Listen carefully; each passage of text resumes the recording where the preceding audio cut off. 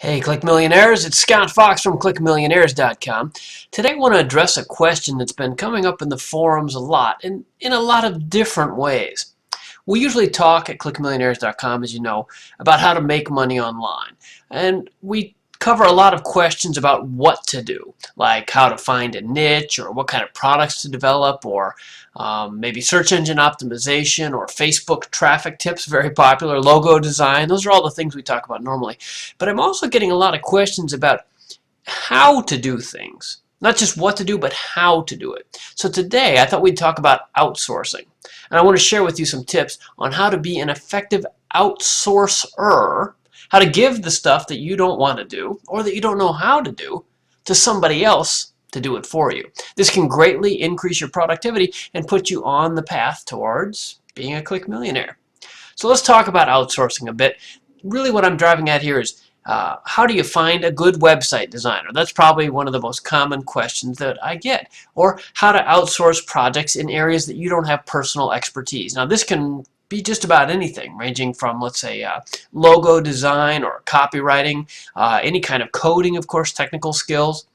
Even very specialized traditional topics like legal issues, perhaps, or even engineering. All these things are available on an outsourced basis these days, thanks to our good friend, the internet. So I wanted to point you towards some resources that can help you get this done and give you some tips as to how to maximize your outsourcing success rate. So first of all, I wanted to introduce you then to marketplaces. There are what they call talent marketplaces online, and this is where you can find people. You may not know any logo designers, or you don't know anybody who can build you a website, who is a wizard at WordPress, for example. So here's some suggestions on places that you can go to find people to outsource to. These are the people that you can give the work to. So the easiest one, probably, well, maybe the most popular too, is just Craigslist. If you go to Craigslist.com, they have a section in most cities that's called gigs. And it's down kind of in the center of the page usually, and it's just a little one, you know, that simple text navigation that Craigslist offers. And there's a section called gigs, and these are for short-term small projects, not even big enough really to be a job. Just something like, I need somebody to transcribe this audio, or I need somebody to mock up something really quickly in Photoshop for me, or to retouch these photos, or write an article about this or that. Just short-term small stuff. So that's in the Craigslist gigs section. You can go and sign up there for free and post your gig. And what's interesting about Craigslist is even if you post in one city, say you use Craigslist San Francisco, you might get responses from people in other cities. For example, I have posted small research projects on Craigslist Los Angeles because I'm based in Los Angeles. And the guy that I ended up hiring to do that stuff, well, he lived in Alabama. But he was watching Craigslist LA because he knew that people in LA would pay a pretty good wage compared to his living costs in Alabama. So a good tip for those of you who are looking for work too. If you're looking for larger projects, some of my favorite resources are the larger talent marketplaces that are set up a little more like eBay. And here I'm talking about elance.com. That's my personal favorite, elance.com. You can also look at odesk.com, freelancer.com, guru.com, or even hiremymom.com. And all of those are places where people post their credentials and they actually bid on projects. And this is why I made the eBay analogy. Just as you might take a pair of old skis or a refrigerator or some old clothes or something that you found in your garage and post those on eBay and get bids from people around the country or even around the world to buy them, you can do the same thing with outsourced projects. So head over to elance.com. It's free to post the job, and you can post exactly what you want. And now we're going to lead up towards my secrets for success in outsourcing, getting there in just a second of how to do this. But what you do is you create a project description that lays out exactly what you want, put it up on elance.com or Odesk or Rent-A-Coder is another one, freelancer.com, like I said, guru.com, and spell out what you want, and you'll get people bidding on it. And this will help give you a really transparent view as to what services like you need really cost.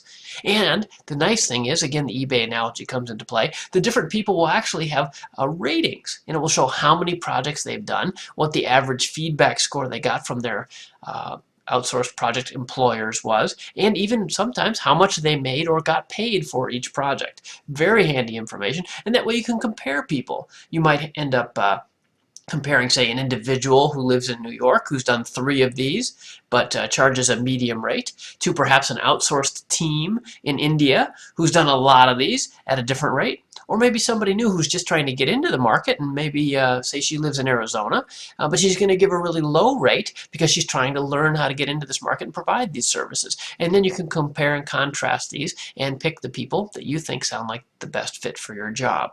This is a great way to build your business because you can do the stuff that you like to do and outsource the rest. It's a really great way to expand your reach and scale your business cost effectively.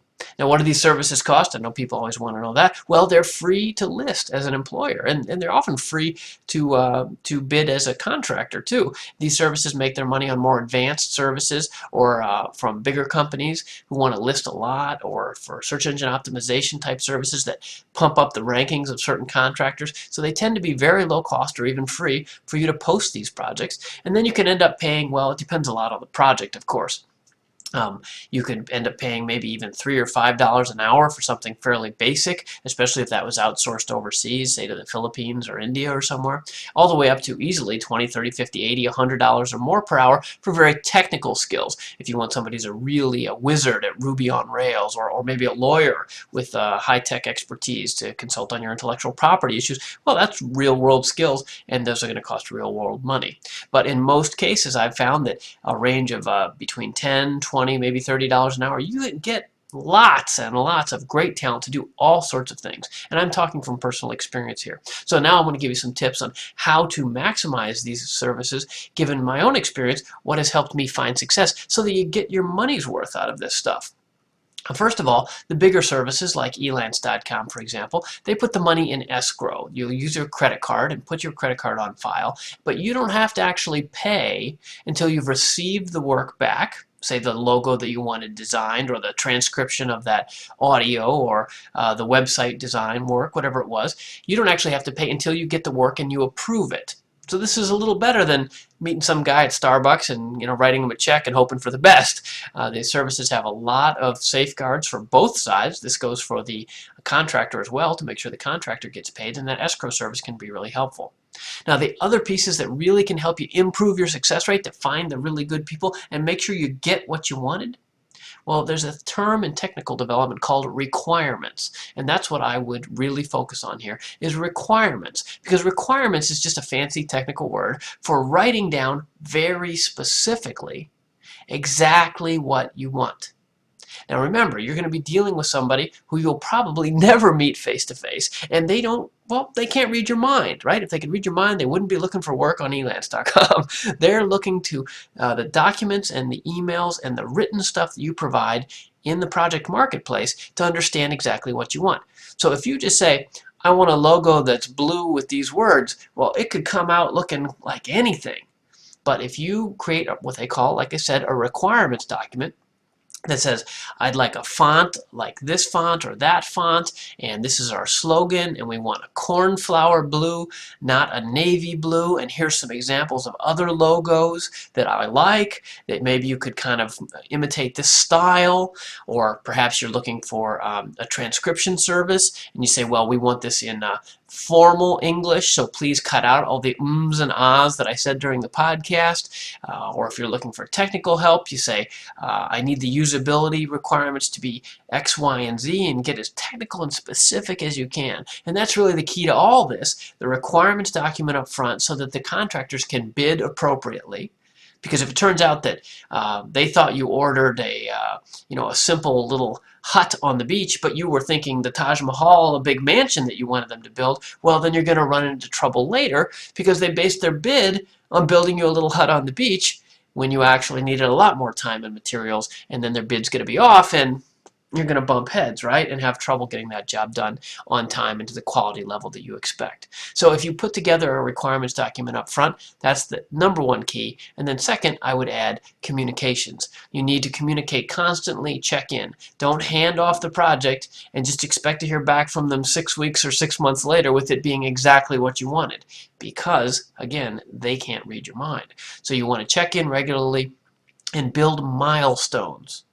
And I would start with small projects. We've had a lot of Click Millionaires members, and people in general on the web. They get this idea, they spec it all out, and then they hand off, say, $2,000 or $5,000 and expect the website that comes back to be perfect. Well, that's really ambitious. Nobody can read your mind that well. I'd start small and say, here's a $200 project. And let's see if we get along and we build up our pattern of communication. Maybe you like to use email, or maybe you prefer Skype and talk on the phone. Or maybe you want to do video like this. Or maybe you're a Twitter fiend and you do it all on Twitter. Like, you have to find a partner that communicates the way that you want to communicate and also allows for the time zone differences that you need to communicate effectively. So that kind of outsourcing is really what you want to do, with full communication based on a good requirements document up front, and then lots of checking in and milestones, small bites of both achievement and payment along the way, so that both parties are happy about the work and get it done to the specifications that you have in your mind, and they show up on the screen for your customers. So I hope that's helpful to you. That's Scott Fox's 5-minute overview. Well, what do we got? Well, actually, a 10-minute overview of outsourcing. I hope that's helpful to you. I'm Scott Fox from ClickMillionaires.com. And hey, by the way, if you're a ClickMillionaires.com member, make sure you visit the site this week. We've got featured member awards going again this month to reward the most helpful and friendly members in the community. Website Tune-Up Community Clinic, a new one, so you can chime in and critique one of your fellow members' websites. That's a free benefit to you as a ClickMillionaires.com member. If you have a website that you'd like reviewed, you can let me know, of course, by email as usual in the members forum. And we're also doing search engine optimization reviews these days for free to members, so let me know about that if you'd like to have us look at your site as a group and help you improve your search engine optimization. We've also got some updated Facebook traffic tips given their recent redesign. Those guys are always changing things over at Facebook, so there's new tips and techniques that we can share with you in the forum if you come on over. And of course, more of your questions on all the other topics around building a lifestyle business online, because that's what I do. I'm Scott Fox from ClickMillionaires.com. Come on over and learn more about building your own lifestyle business online. If you're not a member of ClickMillionaires.com, we'd love to see you. Thanks for watching today. I hope these outsourcing tips were helpful to you. Please leave a comment or ask a question. I'd be happy to help you too. If you're seeing this video later, maybe on YouTube or at scottfox.com, I'm happy to help. And come on over to ClickMillionaires.com if you're a member for all this and much more. Thanks for watching. See you soon.